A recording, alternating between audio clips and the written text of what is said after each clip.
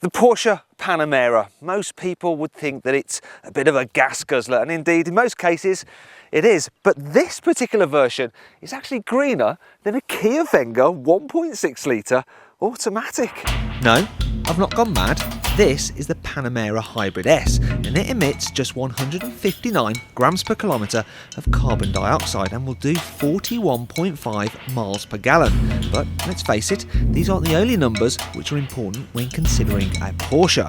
Thankfully, the performance figures are equally as impressive. 0 to 62, that takes just 6 seconds. As for top speed, well, you're looking at 167 miles per hour, which incidentally is a lot faster than you can do in the Kia. Power comes from a supercharged 3 litre V6 mated to an electric motor to produce a combined 375 brake horsepower. All the battery gubbins live in the boot, and as a result the capacity is reduced from 445 litres to 337 litres. That's not the only drawback though. The addition of those batteries also makes the car heavier. The Panamera Hybrid weighs 180 kilograms more than the normal V8, and as a result it doesn't feel quite as agile nor as fast, especially not on a twisty road such as this. Also, the electric power steering isn't as nice as the hydraulic system on the normal car, and the regenerative effect of the brakes can make them seem a bit grabby, but overall it does feel like a proper performance car, and as a result it'll pretty much blow any other hybrid into the weeds. So then, the Panamera Hybrid S delivers on performance, but can it really do 41.5 miles per gallon? Okay then, let's put Porsche's claimed economy figures to the test by driving to the centre of Salzburg, being as eco-friendly and as gentle with the throttle pedal as possible to see what MPG we can actually get. The Panamera Hybrid S has a couple of tricks up its sleeve to help you maximise economy. One is that it can disengage its engine to freewheel whenever you're cruising or on a slight decline. The other is an ability to go fully electric. So we're running in e-power mode at the moment, which means battery alone, the engine isn't cutting in at all, and it will do this at speeds of up to 53 miles an hour and apparently for up to 1.25 miles. Be very careful with your throttle pedal though, because you have to watch the e-power meter, because if you max it out, the engine will suddenly cut in. Needless to say, I knew the key to getting close to that claimed economy figure would be to not drive this car like I would a normal Panamera, and that proved very frustrating, especially when I got stuck behind a bunch of slow coaches. In the end though, there was only so much dawdling I could take. Shall we get past? I can't bear to be behind this guy for so long. I'm not going to cane it though, because that will affect my economy. I'm just going to have to cruise on by. Oh no! Phew, we made it. Normally in a Porsche, I'd have just floored it and would have been past both the cars. Being gentle with the throttle was definitely helping my economy.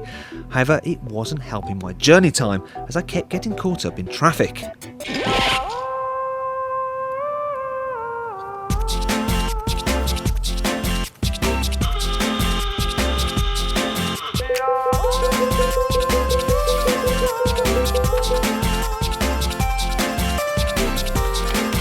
What is going on?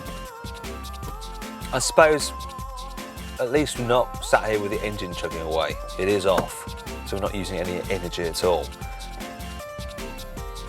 Doesn't make me any less frustrated though. Oh, at last, it looks like we're going to start moving. Okay, I'm going to have to pull away in E mode, steady on the throttle. I hope I make these lights. Oh, I'm getting honked. Sorry mate, I don't want to engage my engine. I've got a hybrid. We made it. And so too did the angry guy behind us. My geriatric driving style was clearly causing a bit of road rage. Thankfully, Austrian motorists aren't as scary as British ones. That man in the Skoda who was honking me for going slowly, he's got cuddly toys on his dash. It's not very threatening, is it? Undeterred, I continued driving my 375 brake horsepower Porsche like a milk float, regardless of how cross it made the residents of Salzburg. That guy was so annoyed being behind me. Look at him zoom off. There was no doubt driving as efficiently as possible was frustrating other road users as well as myself. But was it worth it? Could I really do 41 miles per gallon in a Porsche? After almost an hour of tedium, It was time to find out. Right then, here we are at the end of our route. Let's see what economy we actually got. So if I scroll through this menu, I should see we got 43.5 mpg, which is actually better than Porsche claims this car will do. I'm really impressed at that. I'm really impressed. Although I have to say, I did have to drive dreadfully slowly.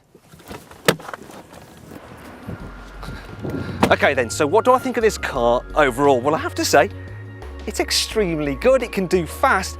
It can also do economical, although to get to the figures that I achieved, you do have to drive it around like a Prius. And really, what's the point of spending £86,000 on a Porsche to do that? Really, if you can afford a car like this, you can afford the added fuel bills of the V8, which incidentally is the Panamera model I'd rather have.